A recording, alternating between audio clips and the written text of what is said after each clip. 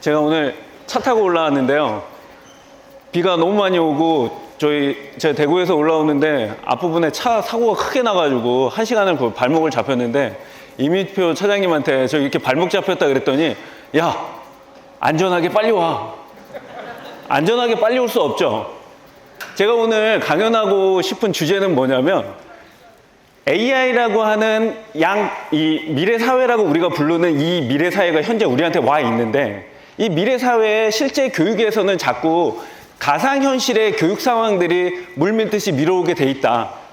그런 상황에서 체육교육이 앞으로 어떤 나아갈 방향을 지향해야 되느냐?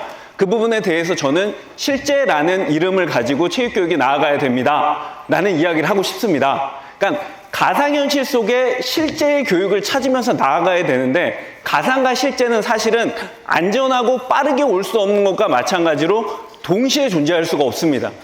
그러니까 가상현실 속에 내가 실제를 교육해야 된다 그럴 때는 가상현실 속에서 자꾸만 멀어지기 위해서 노력해줘야 됩니다.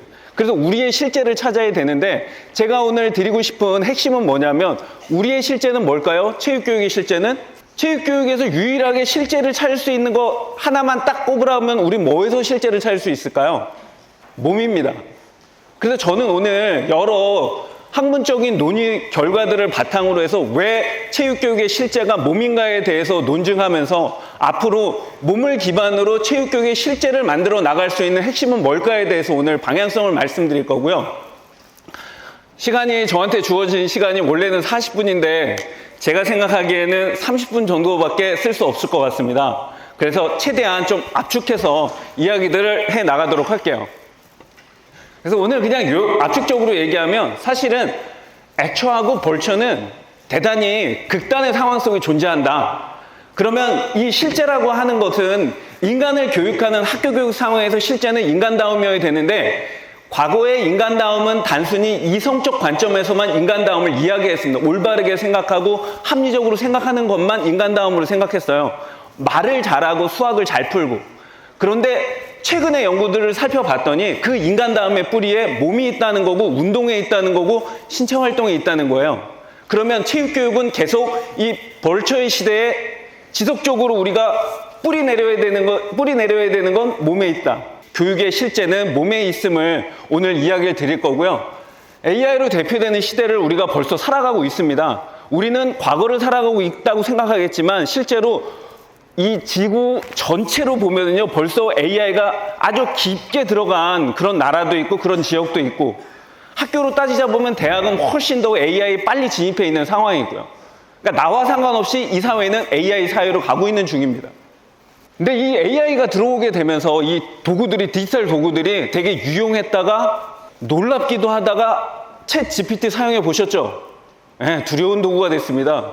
제가 어느 순간 챗 GPT랑 교신을 좀 하다가 에이씨, 이제 더 이상 논문을 쓰지 않아도 되겠군.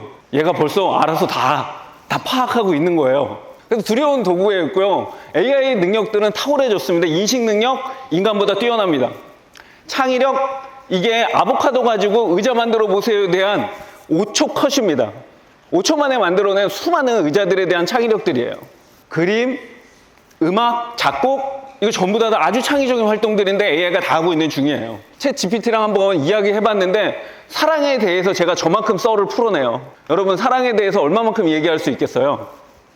운동 능력도 이제 점점 인간화 되어가고 있습니다. 그래서 실제로 인간처럼 사고하고 인간처럼 행동하는 그 강한 인공지능 시대가 점점 우리한테 도래하고 있는 중입니다. 그래서 두려운 거죠. 그러다 보니까 일하는 방식에서의 차이들이 나타나요. 현재 학교는 교사가 중심의 AI나 디지털이 좀 보조해주는 그런 방식이라면요. 실제로 회계 프로그램 같은 데는 AI가 모든 일을 하고 한두 사람이 작업을 보조해주는 상황까지 왔고요. 무인 시스템으로 보이는 하이패스 톨게이트 지나갈 때 보세요. 사람 없이도 다 해결되잖아요. 그러니까 점점 학교 교육의 방식들도 이렇게 갈 가능성이 있습니다.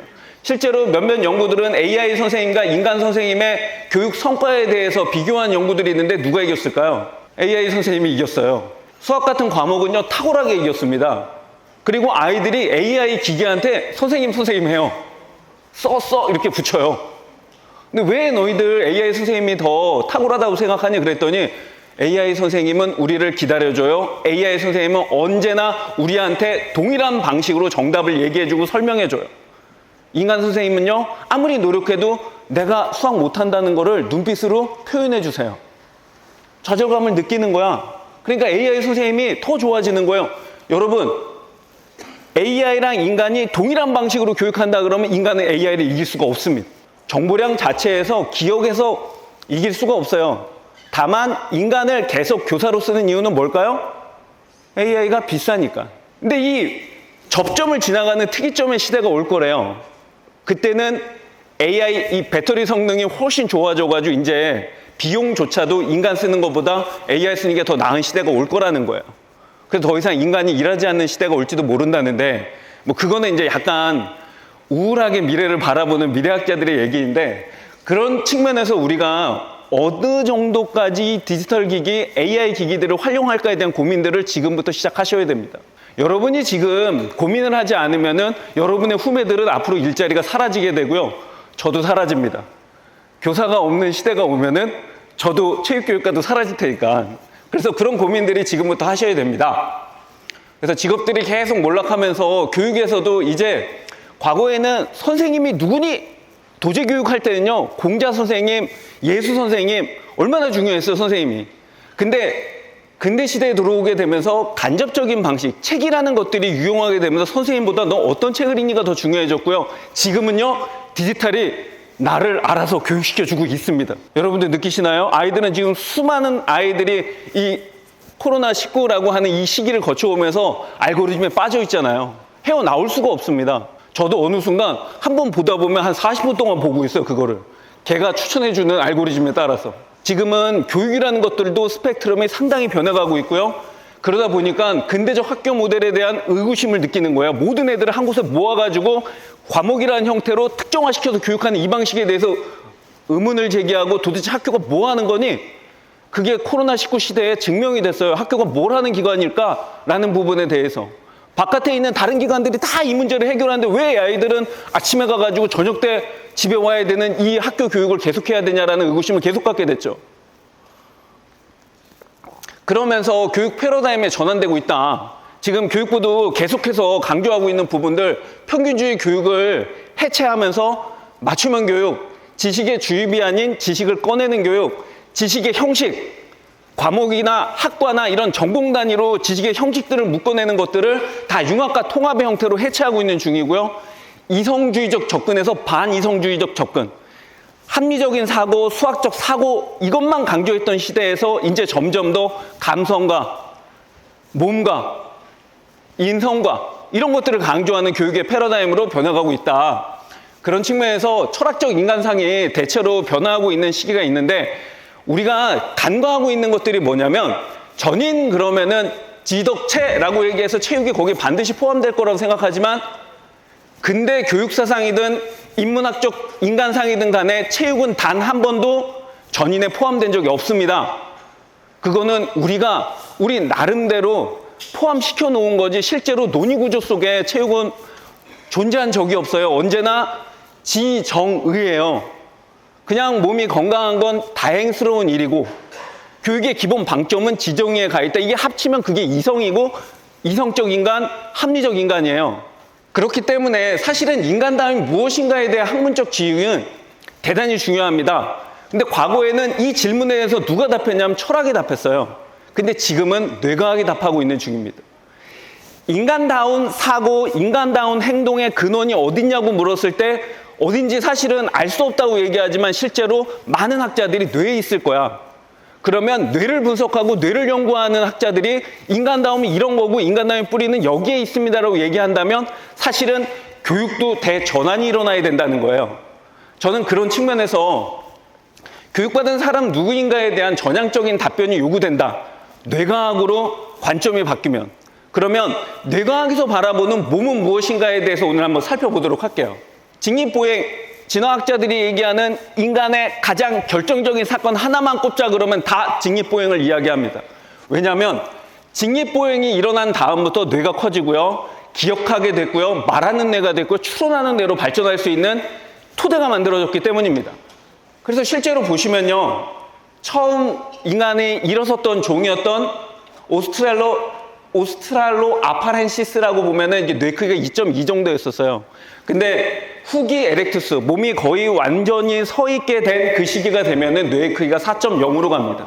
거의 2배만큼 확장되는데 이게 직립보행한 결과들이에요. 직립보행에서 에너지를, 잉여 에너지를 만들어내고 그 잉여 에너지를 뇌로 보내고 혈액을 더 많이 보낼 수 있게 되고, 두 번째는 기억이라고 하는 거, 가장 인지와 인식의 토대가 되는 이 기억이라는 것도 운동과 아주 긴밀하게 연결되어 있습니다. 사실은 선사시대에 우리 선조들이 사냥했던 방법들은 어떻게 사냥했을까요? 노루를 사냥해요. 어떻게 사냥했을까? 노루가 지쳐 쓰러질 때까지 쫓아갑니다. 왜냐하면 우리는 두 발로 오랫동안 운동할 수 있는 능력을 갖고 있거든요. 쫓아가는 데 있어서 가장 결정적인 능력은 뭐냐면 기억하는 능력이에요. 발자국이 뭐였지? 이 발자국을 따라가면은 저 발자국이랑 내가 추적하려던 걔는 뭐였지? 이런 기억이에요. 그렇기 때문에 존 레이티 교수가 쓴 운동하시는 뇌에 나오는 수많은 연구들이 대부분 다 해마에 집중되어 있습니다. 왜냐하면 운동과 해마가 아주 긴밀하게 연결되어 있거든요. 그래서 수많은 연구들이 해마를 중심으로 운동하면은 기억하는 뇌가 발달한다는 거에 증명하고 있는 중이에요. 직립보행과 말과 관련해서도요, 인간이 허리를 세웠기 때문에 목이 열렸고 그래서 말이 튀어나오게 된 거예요. 그래서 터키의 어느 산골짜기에 있는 퇴행성 뇌발보행 하는 사람들이 있는데, 여기 공통적으로 나온 게 뇌발보행하면 정신 지체가 되고 언어장애가 나옵니다. 뇌 작동 체계를 보면은요, 뇌는 외부에 있는 것들을 감각해가지고 연합 영역, 우리가 생각이라고 하는 대로 보낸 다음에 운동 영역으로 가요. 제가 간단하게 설명을 드리는데, 신경세포의 비율을 보면은 운동 하나를 출력하는 데 있어서 10개의 감각세포와 10만 개의 연합세포들이 필요합니다. 그래서 이전 사람들은 뭐라고 얘기하냐면, 그렇기 때문에 뇌는 생각하는 기관이야 라고 생각했지만, 지금의 뇌과학자들은 뭐냐면, 그렇게 진지하게 생각해서 딱 하나 나오는 결과가 뭐야? 운동이야. 그럼 뇌는 뭐 하는 거야? 운동하는 기관이야. 결국 우리는 행동하기 위해서 뇌가 있는 거예요. 그리고 인간은 더 신중하고 더 정교한 행동을 하고 더 정교한 운동을 하기 위해서 이렇게 아주 복잡한 뇌의 체계들을 갖게 됐습니다.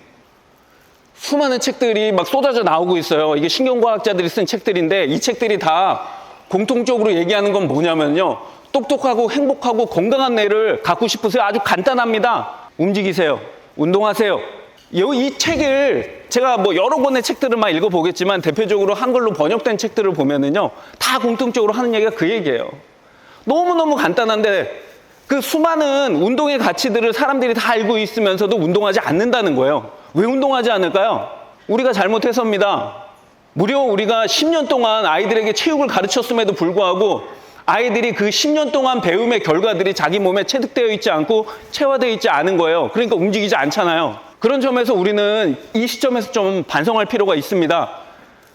고등학교 3학년을 졸업해서 아이들이 뭔가 할 줄 아는 운동조차 없으면 이건 우리의 책임입니다. 이거는 우리의 책임이기도 하면서 또 다른 측면에서 이건 우리의 기회이기도 합니다. 그래서 우리가 진지하게 아이들에게 어떤 신체 활동을 어떻게 가르치냐에 따라서 아이들은 분명히 할 수 있는 신체 활동을 가지게 되고 평생 동안 누릴 수 있는 신체 활동이 생기게 됩니다. 그래서 의학 서적에 보면요, 이렇게 되어 있어요. 운동을 대체할 수 있는 약이 나온다면 역사상 최고의 약이 될 겁니다. 어떤 의학자들은요, 운동을 캡슐로 만들 수 있다면은 이거는 20년의 평균 수명을 늘릴 겁니다. 확신합니다. 운동만큼 좋은 게 없다는 거예요. 제가 이게 아주 자극적이고 좋은 내용이기 때문에 더 풀어서 설명드리고 싶거든요. 제가 한 2시간, 3시간 동안 설명드릴 내용들이 있어요. 근데 지금은 시간 관계상 아주 압축적으로 그냥 선언해 드리니까 이 부분에 대한 궁금한 게 있으시면 나중에 저한테 이메일로 보내세요. 직립보행 없는 인지혁명은 없습니다. 인간으로 산 시간은 진화의 시계 역사 속에 겨우 2분밖에 안 됩니다. 우리는 58분을 동물의 뇌로 살았습니다. 그럼 뇌를 자극하려면 어떻게 해야 돼요? 동물처럼 해야 돼요. 동물처럼 한다는 건 뭐예요? 움직이는 겁니다. 인간다움과 몸의 관계가 달라졌다는 것은 그것을 근거로 정당성을 구축한 교육 역시 대대적으로 바뀌어야 한다는 것을 의미합니다. 지금의 이성주의적 교육 접근들에 대한 반대 논리, 지식주의, 이성주의, 합리주의, 주지 교과 중심의 학교 교육 패턴이 변해야 될 시점에 왔다는 거예요. 그 변화의 핵심은요, 사실은 몸과 운동에 있다. 본론으로 들어가면요. 그러면 제가 던지고 싶은 문제 제기는 뭐냐면 우리는 점점 벌처의 시대로 이게 진입하고 있는 중이에요. 벌처의 시대로 들어가고 있죠. 가상현실 속으로 들어가고 있습니다. 가상현실로 들어가게 되면서 되게 누가 진짜 나인지 알 수 없는 시기로 돌아왔어요. 뭐 TV에서도 요즘 본캐, 부캐 얘기하는데 이게 가상을 일상으로 접목시키는 방식들 아니에요? 여러분도 교사로서의 부캐가 있고 여러분으로서 본캐가 있잖아. 사실은 실제의 나의 세계와 또 다른 가상 세계를 만들어가지고 나의 캐릭터를 분할시켜가지고 두 개로 이용하는 방식이에요. 그러니까 가상현실은 자꾸 우리 삶 속에 계속 밀려오고 있는 중이에요. 체육 수업에서 이 디지털 기기도요, 처음에는 카메라 같은 걸로 찍고 비디오로 찍어가지고 아이들 보여주고 막 그랬었는데, 현재 2세대 정도 보면요, 앱을 활용하는 시기가 오게 되고요, 이제 앞으로 3세대 가면은요, 이런 벌처 스포츠들이 계속 등장하게 될 겁니다. 아마 예산은 여기에 되게 집중되게 될 거고요. 우리 보세요, 미식축구 못 가르치잖아요. 근데 뭘 쓰면은 미식축구를 할 수 있게 되잖아요. 근데 여기서 제가 던지고 싶은 문제 제기는 뭐냐면, 자, e스포츠는 체육교육의 내용입니까? 라는 질문에 우리가 그동안 반대해왔어요. 왜냐하면 e스포츠는 신체활동이 아니거든요. 그러니까 그동안 우리의 이슈는 뭐냐, 신체활동이냐 아니냐였었어요. 근데 이 벌처 스포츠 같은 경우에는 신체활동이죠. 내가 활동하고 있단 말이야, 뭔가를 대근육을 사용해서 활동하고 있기 때문에 신체활동입니다. 중요한 건 뭐냐면 이 VR 스포츠라고 하는 것들이 체육교육 목적에 부합하는 것인가에 대한 근본적인 질문을 던지셔야 됩니다. 이거는 방법론적 질문이나 평가론적 질문이 아니라 이거는 목적론적 질문입니다. 이를테면은 체육교육은 크게 이 8가지 교육 목표들을 전통적으로 삼아왔는데, 여러 선생님들의 나의 체육교육의 목표는 이거야 라고 얘기할 때 대개 이 분류 안에 들어옵니다. 분류하게 되는데, 이 목적에 맞춰가지고 VR 스포츠 혹은 디지털 기기들을 활용하는 게 적합한 건지에 대한 고민들이 필요하다.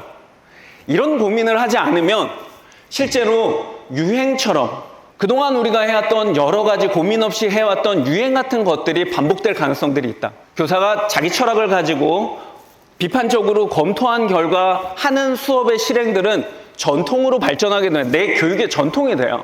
이 책 같은 거 보셨죠? 이게 정윤진 선생님이 썼던 자기의 수업 전통들을 2권의 책으로 나눠가지고 제시한 건데, 이게 잘 쓴 책인지는 모르겠지만 본인의 전통이 생긴 겁니다. 30년의 체육교육 속에서. 여러분의 전통은 무엇인가에 대한 그 근본적인 질문을 지금 던지셔야 될 때다. 오늘 축전에 나온 대부분의 내용들이 디지털 기기들을 어떻게 활용할 건지에 대한 고민들입니다. 물론 대체로 오늘 발표되는 내용들은 체육교육의 목적 속에 들어오고요, 도구적 활용들이 가능한 범위 안에 있을 거라고 저는 생각해요. 다만 지금 우리에게 중요한 것들은 디지털 기기, 현재의 디지털 기기가 아니라 앞으로 올 디지털 기기들이 과연 우리한테 적합한 교육의 목적 실현에 위한 도구인 건지, 아니면 거기에 달리는 말에 자기가 그 속에 편승해가지고 계속 자기도 모르는 상태로 가는 건지에 대한 현 시점에서의 고민이 필요합니다. 그런 측면에서 저는 인간 다음의 뿌리가 몸에 있음에 대한 고민들을 우리가 해야 됩니다. 제가 몇 가지 질문을 한번 던져볼게요. 나에 대한 인식적 토대는 감각과 지각입니다. 언제 그럼 나를 인식하게 되고 내가 누구지라는 고민을 시작하게 되냐면, 거울에 비친 나를 볼 때, 걷고 있는 내가 느껴질 때, 타인이 있음을 지각할 때, 아픔이나 배고픔 등을 느낄 때, 대체로 감각과 지각의 사태에서 나를 느낍니다.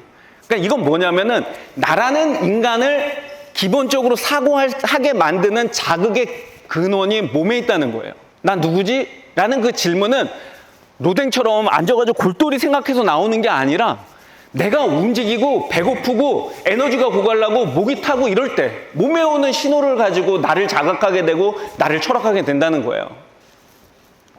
두 번째, 우리는 어떻게 공간의 경계 개념을 알게 되었을까요? 안과 밖. 인간의 복잡한 감정과 심리를 담고 있는 애정을 한마디로 정의한다면 뭘까요? 고차원적인 개념인 불가산명사라고 얘기하는 이 가구라는 거를 어떻게 설명할까요? 서로 다른 언어를 가지고 있는 사람에게 어려움이라는 걸 어떻게 설명해야 될까라는 질문에 언어학자들이 이렇게 답합니다. They are in the house라고 하는 것들은 내가 집에 살았기 때문에 in과 out을 경험한다는 거예요. 그러니까 내가 몸으로 경험한다는 거예요. 우리는 in, out을 사전에 엄마가 가르쳐 준 적이 없어요. 내가 있다가 나갔기 때문에 인과 아웃이라고 하는 고차원적인 공간 개념을 이해하게 된 거예요. 두 번째, 가구 같은 거 설명하라 그러면 대부분 다 앉는 것, 읽는 것, 행동을 가지고, 행동으로 경험한 것들을 가지고 가구를 설명한다는 거예요. 애정이라는 거 따뜻함으로 설명합니다. 이 따뜻함은 어디서 온 거예요? 엄마가 안아준 거로 오는 거예요. 그래서 엄마랑 애착이 형성되지 않으면 이 따뜻함을 애정으로 못 느끼기 때문에 문제 상황이 벌어지는 거 아니에요? 어려움 같은 거 등짐을 져가지고 이 짐이 무겁다는 걸 어려움으로 인식하는 거예요. 이 얘기는 뭐냐면 우리는 인식하든 인식하지 않든 간에 신체적 학습 결과로 개념이라는 거를 학습하게 된다는 겁니다. 몸을 움직여서 그 복잡하고 어려운 개념들을 학습하게 된다는 거예요. 알든지 모르든지 간에. 그러면 신체적인 활동이라는 건 뭘까요? 개념의 학습의 중요한 도구입니다. 라는 결론에 이르게 됩니다. 그래서 앞으로 향후 체육교육의 방향은 전 중심에 몸을 둬야 된다고 생각을 하고요. 이 몸이 만들어지는 교육의 핵심은 뭐냐? 움직임 학습이다. 움직임을 학습하는 과정이 1차적으로 제일 중요한 교육의 핵심 사항이다. 자, 그동안 움직임은요, 뭐의 도구였어요?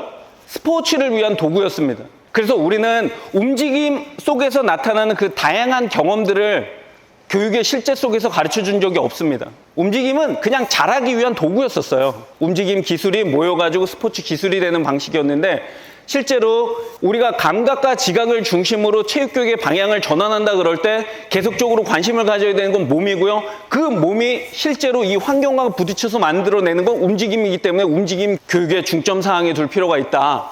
그래서 제가 생각하는 그동안 움직임 학습에 패러다임 전환이 필요한데 문제가 뭐였냐면 근대적 패러다임은 움직임의 도구화, 그러니까 스포츠를 향유하고 건강을 위해서 움직임을 도구화시킨 문제, 움직임을 도구화시켰다는 건 몸을 도구화시켰다는 거고요. 그 다음에 무언가 정해진 움직임의 방향성이 있습니다. 객관성.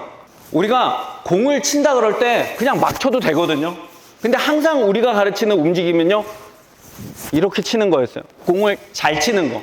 그러니까 움직임이 정해진 루트가 있는 그 움직임을 가르쳐 왔다는 거예요. 그 다음에 세 번째, 오직 잘하는 거에만 초점을 뒀다. 이건 기본적으로 뭐냐면 결국 이렇게 해가지고 스포츠에 활용하겠다는 거잖아요. 스포츠 교육의 움직임을 이용하는 거고 몸을 이용하는 거예요. 그러면 스포츠를 통해서 아이들이 경험하는 건 뭐예요?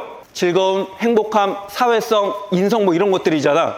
근데 뇌과학자들은 뭐라고 얘기하냐면 그거는 스포츠의 효과가 아니야 라고 얘기해요. 우리가 행복해지고 우리가 옆 사람과 사회적인 보조를 함께 나누는 거 이거 전부 다 뭐라고 그러냐면 움직여서라는 거예요. 그러면 우리가 이제 인식적 전환을 해야 돼요.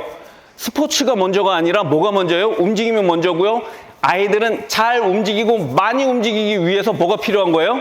스포츠가 필요한 거예요. 스포츠가 도구가 돼야 되는데 우리는 어느 순간 스포츠가 목적화된 거예요. 그러니까 말도 안 되는 학교에서 백날 가르쳐도 안 되는 배구를 계속 가르치잖아요, 우리가.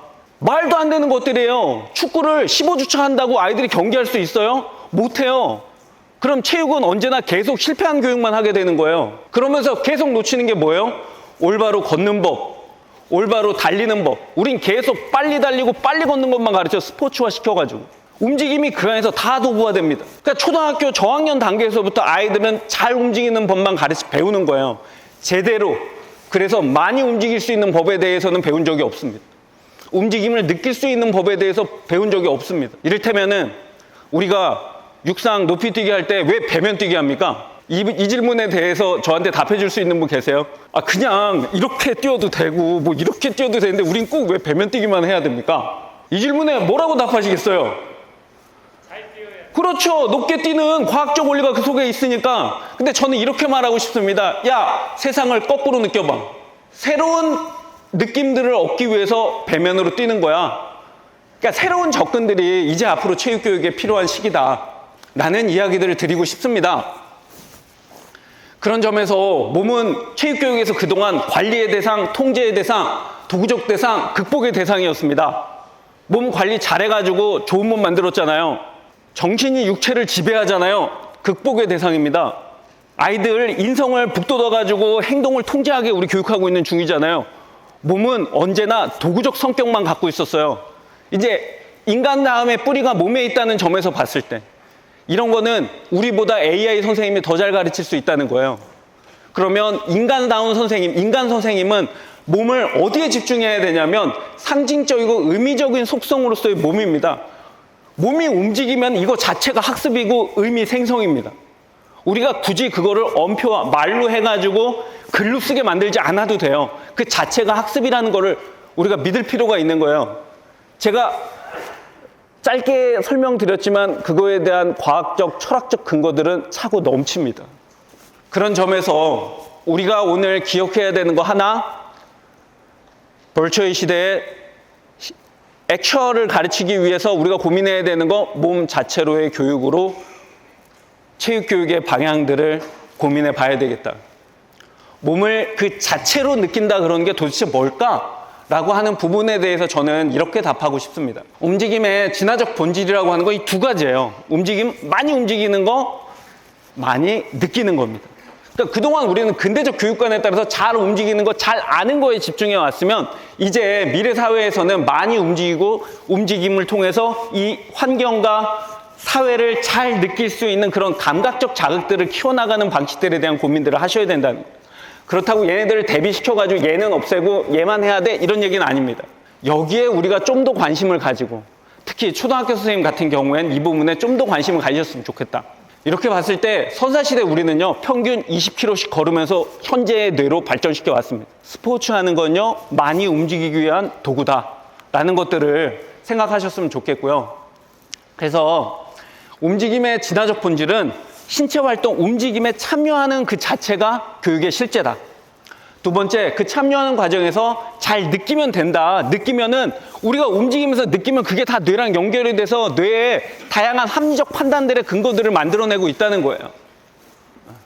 그리고 마지막으로는 비직선적 교육학이라고 하는 부분들. 이제 교육의 기본 방식들을 표준 체계를 만들거나 이런 게 아니라 개인에 따라서 맞춤화 교육을 시키는 거고요. 그 다음에 메타포 자체, 뭔가 습득하고 뭐 이런 게 교육의 핵심이 아니라 신체 활동 그 자체에 참여하는 메타포로 전환, 그리고 교수자가 교수를 직접 개입하는 것보다는 간접적으로 개입하고 덜 개입하는 것들이 미래지향적인 체육 교수 방법이다라는 것들의 선언입니다. 이렇게 저희 강연을 최대한 빨리 하려고 노력했는데 마무리할 수 있게 됐습니다. 감사합니다.